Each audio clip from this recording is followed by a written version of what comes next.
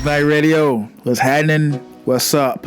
I'm back with another true story time. Now, this story time is embarrassing. I don't know if it's embarrassing for me or for the girl, but it's an embarrassing story. And it's about a story about a girl I was dating. I'm saying about a lot. I just said it like 3 times. But this story is going to be about 4 times a girl I dated at Walgreens and how she factored into a lot of the drama regarding my overnight job. She kind of had a lot of bearing. Well, it was more or less one glaring situation. And I feel like people didn't know. We did a good job of people not knowing we dated. I think some people did. Somebody actually grabbed my phone. I think the last week I was working there before I got fired. Somebody grabbed my phone. Well, somebody wanted to use my phone. And when they were using my phone, they saw certain phone calls and text messages, I think, and they put 2 and 2 together and told management. Walgreens was messy. I was probably the least messy at that job. I was no messy at all, but it was a messy job. The store manager especially was messy. He was friends with a group of girls anyway, I digress. The story's not about them. When I talk about Walgreens, man, I just go into a zone all just but anyway, just a deplorable job. But anyway, so I'm not gonna get into how we met and how we started dating. That may be another story. But I feel like you have to know some of the initial part of how we started dating to the precipice of when we was kind of start being shaky. And I think you guys are gonna see the outcome within that. So I'm gonna fast forward. So she was new. And when she first came, she was dating a security guard, but it wasn't Walgreens security guard. It was the outside / Publix security guard. He was a dark-skinned, shorter, like goofy-looking guy. I mean, I didn't know much of him, honestly. I didn't know much of him at all. And when she first was hired, I didn't like her. Now, I mean, she was okay looking to me, but when she first came, I didn't like her. And she know that, and a lot of people know that because I was doing overnight and I was doing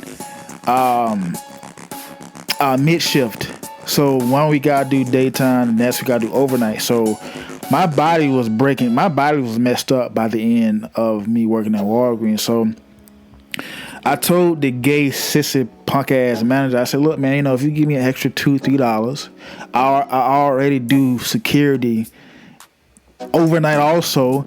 And I'll do my job, I do it well. I implemented certain security, parameters by locking the bathroom doors, by locking the second door. I feel like it's well deserved. I do 2 shifts. So I feel like my pay should go up. So you say, what? I'll talk about it. I'll talk to the DL, the regional manager, and you're right, you do deserve some extra money. So I'll talk about it. We'll handle that, right? Now, we were short on the day shift, so that's why I was doing both shifts, right? So how about when I come to the day shift, I see a new hire, and it's this particular girl. And I'm thinking, she was hired just to shut me up. Because now, since she was hot, now remember, they wasn't getting help the whole time until I started complaining about my money and me doing both shifts. Then they wanted to bring somebody in to shut me up and take me off overnight so I can be just strictly, take me off day shift and I can be just strictly overnight, right? That's how they work. Instead of just giving me more money for the job I was already doing. I already did the job, so you already owed me the money, so ain't no point of changing now. But anyway. So, as I was finishing out my little day shift management regime, I started working less days overnight, but she had to work some days, I guess, to train or whatever. So they still needed me for a couple of days, and I'm probably forgetting some of the stories. It's been like how long has it been since? 4 years now? 4 years. So, and I had COVID, so my memory still was somewhat spotty. But the main bullet points, I'm gonna make sure you guys know. So fast forward. She was coming out with the boyfriend. He was coming out and check up on her. They were play and all this, blah, blah, blah. So because I knew why they brought her in, I didn't like her. I didn't even think she was that cute, honestly, in the beginning. So she was coming, passing, blah, blah, blah, whatever. Now, the reason how I found out she started liking me is that my big sister, Ashley, the security guard, one of my security guards, she would tell me, I said, you see where she look at you when she come in? That's how I want some of him look. I like, what you mean? Because I never really looked at her like that. I used to say hi and bye, what job you came from, help her out when she was the only manager and I was the manager. I used to help her on the shift or whatever when she was closing. But other than that, we really didn't get too close. Now, fast forward, so guys used to bring her food. And it was funny to me how all these guys thought she was so attractive. They would do anything for her, bring her food. And I'm thinking in the back of my mind, like, she's not even all that. Like, these niggas simping like that? That's what I was thinking about, right? So I know that it was, okay, it was a dude we used to call him Unc. Unc was a dope fiend crackhead. He used to do little underhanded jobs off the books for Boogaloo's, the club right the next street over from Walgreens. Now, Unc was short, skinny, 2 teeth in his mouth, 60-year-old yellow-eyed crackhead. You know, the norm of crackheads. I hate to say it like that, but I can't describe him in another way. You guys can get the picture. This thing of your crackhead you see down the corner store every day. Rugged, hard time, you know what I'm saying, old crackhead. I can't put it no other way. I mean, that's how he was. That's how I'm choosing to describe him. I'm not trying to be mean. But you need some Listerine. But he need so he used to bring her food every day. Now, Unc also used to moonlight as our bootlegger. Unc used to come and used to buy liquor from Unc. We used to buy, like, you know, fits of Hennessy and Jose Cuervo for $10 from Unc when they usually go $50. So Unc was the man when it came to that, right? So Unc always had a job when he came to Walgreens because a lot of managers, including myself, used to partake in buying some of the bottles. Now, I'm not a drinker, so I used to, sell the bottles with my brother. I used to buy them from my brother. He used to want them, so on and so forth, right? So him and the girl I started dating got really close. Now, I may be leaving out a lot of details. I'm trying to make it shorter, and I'm trying to just focus on the main part. So one day, we was in the back, and somebody brought her some food, and I said, dang, like, everybody wants you, don't it? And so she says, well, everybody but you. That was the initial part of the flirting. Anything we did, that's where it started. That's how I found out she really liked me, because I don't take other people's words for it. And even though another manager told me, like, it was another girl, man, her name was Flo, and they was talking, and she told me, like, yeah, like, she said that if she had a crush or any her type of man is you, tall, dark beard, kind of muscular. I also heard that, but I'm the type of person, unless I hear it from the horse's mouth, I'm not going to take it for face value unless I hear the person saying it. So when she said that, I'm thinking in my head, okay, everything else people were saying must have been true. So if she knew my reputation, she said, oh, you crazy, you don't want to be up here fighting, because I thought she was a security guard, you were that same black hoodie. The black hoodie is in the Hall of Fame, guys. I think I gave it to my dad. Most people know me. Somebody, quick tip, real quick. Somebody asked me the other day, you used to work at Walgreens? Oh man, where your black jacket at, man? The black jacket is retired. It's in the Hall of Fame. The black hoodie. So we commenced to flirt every time we seen each other. Every time we saw each other, we flirted, blah, blah, blah. Till we got to the point where we in the back of the stock room before she leaves on her shift, kissing, touching, my hands in place like a bowling ball. For all my young listeners, everybody use your imagination. So, okay, so during this time, Unc is still bringing her free liquor, food, and one day I said, do you trust all the food like Unc bringing you? But you don't know what he's doing. Her response was, I ain't dead yet.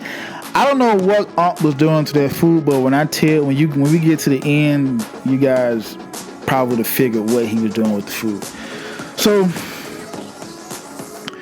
Months go by, whatever. She's still hanging out with Unc, and she spends New Year's over my house. She spent out of my house for New Year's, right? She met my family or whatever. My family was over here for New Year's at my house.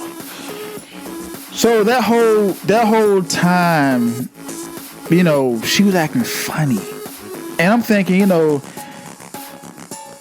remember, she pushed for the relationship because me, I had some stories in the past. Matter of fact, those are future stories about me dating on jobs. And it didn't go very well, especially at IKEA. So I was kind of hesitant to start a new relationship with somebody I work with, but we got to the point where we liked each other a lot, and I had came around to the point where I'm thinking, okay, she bait. You know what I'm saying? Like, I can get with this, because at one point she even wanted to transfer stores just so we could pursue something romantic. And I was like, darn, like, she digging like that? And I was actually on the precipice. I was actually getting ready to say, okay, go ahead and transfer to the store in Buckhead, and then we can do something. I did not want to date her working at that messy cesspool jungle of a store, honestly. You know what I mean? Just too much drama, too many fights, I don't know, it's just an evil job. So we would have conversations when, she was closed and I was coming in for my overnight shift about us dating, and she would get mad at me because I wanted to wait. Like, I just did not want a relationship while we worked at the same job. And I'm sure you all, whoever been burnt by it, you know what I mean.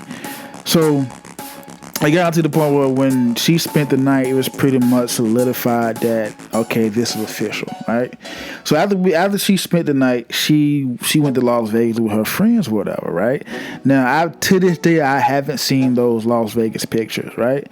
And I'm texting them, calling them all, the whole time she was gone. I didn't know when she came back, but I think the week either the week before she left, either the week before she left or the first week she came back, me and Unc had a conversation. Nobody knew we dated. Nobody knew we was in cahoots at that time. So one night, Unc came and he said, yeah, man, little manager, I'm not gonna say her name.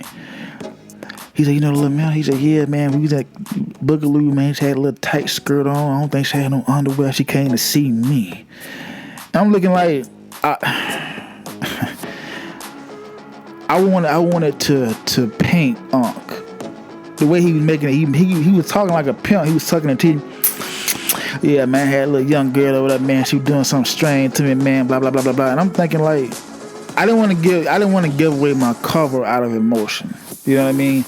And I'm just sitting here listening to her. Well, for real, Unc, you had like that. She came to see you at Boogaloo. Yeah, she came to see me, man. I had bottles.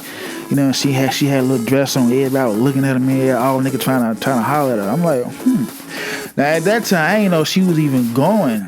I ain't know she was even back, because I think this when she came back. She didn't tell me, but she told Unc, the crackhead, the dope fiend, the sherm smoker, before she told me she was back. So I saw her when I called. I'm like, let me holler at you real quick. Let me rap to you real quick. I said, listen, I ain't know, the whole while you was gone, I couldn't get in contact with you. When you came back, you didn't tell me you was back. But the first person you told was the crackhead. Oh, well, I don't pay no mind. He just came around, and then I said every time say jump, you say how high, like. Is something going on with you and the crackhead? Because it looking crazy. Now, she never did answer that, which also fed my suspicion, right? Let's fast forward the show, though. So, Unc kept coming in almost every other night telling me, oh, yeah, she was at the club last night, and I ain't know she was there. And I'm thinking, like, should I get back on the point of me just doing me? Because I had paused a lot, and my security guards would tell you, out of respect. So there's been times where we would play in the store. She's grabbing me, throwing stuff in front of the customer, just flirting, going in the back room, playing, wrestling. You can ask a lot of the managers that until we decide to make it official. So fast forward, at this point, you see where the relationship has kind of shifted. Me looking crazy and her flirting seemed like she's actually smashing Unc, right? So Turns out she was giving Unc rides. I guess he's riding in cars with her. She had Unc's phone number. Unc would call her and tell her to come to the club. Now, he couldn't come to her house. I think Unc slept up under a bridge, and I don't think she'll stoop that low. I don't know these females out here. These, when they get a hold of the Atlanta nightlife, these females turn into fucking, retards. But I digress. So, Unc kept coming to the point where I tried to avoid Unc. And I won't support Unc liquor business anymore because I felt like I feel like really hitting Unc, but I used to try to think of the money. I said, okay, my brother's still buying the bottle. I'm still trying to make a little money from. Let me continue. You know what I'm saying? Let me put business in front of anything else. You know what I mean? So one day, I said, you know how they look? I'm talking to her. I said, you know how they look? I said, you know what's going to happen. I said, it's going to get to the point where he's going to start spreading rumors about what you guys are doing because he has a crush on you, and it's becoming scary because you're not telling him off. You're not saying nothing. You kind of letting it happen, and you're being linked to a crackhead, and you don't feel no type of way. I'm starting to look at you differently. Honestly, like I told you, you not the girl I met because if your attention is being succumbed by a crackhead, I can't think if Michael B. Jordan or Chris Brown, August I seen the one of these niggas came through this store, and I'm telling what you'll do if Unc got your nose wide open like that. I'm scared. You know what I mean? Like a crackhead. So. What happened? So something happened to the point where, remember, I wasn't working in day shift. So Unc was very well telling people that he was smashing old girl, right? And at that point, I didn't really care about the caveat because, one, I told you so. Two, I saw it coming. And three, you let it happen. At that point, you laid in the bed, you got a lie in it. So we on the phone one day and we talking, she mad. I had to cuss him out. I'm the only one treated him like a human being when everybody just saw a stinking nasty, that filth, that crackhead dope thing. And I'm thinking, I said, you know what I'm about to say, right? She's like, yeah, you right. You did tell me. I said, even your emotion right now is the sign of somebody who's been doing something with somebody. Still. Now he lied to me. He drove my car. And I would give him head like he would drive. I can't believe he would tell people that. And I'm saying he wouldn't even keep behind closed doors. I said, what? What'd you say? He went what? What? I'm saying I can't believe he would tell people that and lie like that. I said, okay. So you guys picked up. Okay. So last time I saw Unc came in there. And he had bought her some stuff for Valentine's Day, like flowers, teddy bears, chocolate. I ain't even, you live up under a bridge, but you find the time to go get the money to buy this skis or something, to buy this little thought. Anyway, I digress. So when I saw he pulled that saying, I said, let me talk to you back here. I said, no, let me come in, talk to you back here.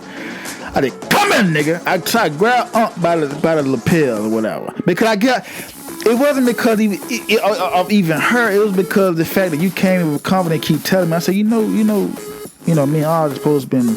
I doubt we dating now because it's about to be over. But me and her was dating. Oh yeah, well I think she had a boyfriend and blah blah blah blah. Man, I'm sorry, nephew, man. I just like her, man. I just like her so much. I got a crush on her. Every time I think about it, I get hard. I said, Unc, baby. I said, Unc, I don't want to hear that, nigga. What you talking about back here? Oh, sorry, man. I just see her, man. I every time I go home at night, man, I just jack off thinking about nut all over myself. I said, Unc. I said, Unc, get out. I said, Unc, get out of my sight right now, Unc. Leave right now, baby. I said, that was a lie. You didn't just step over the line. I said, you leaped across that motherland.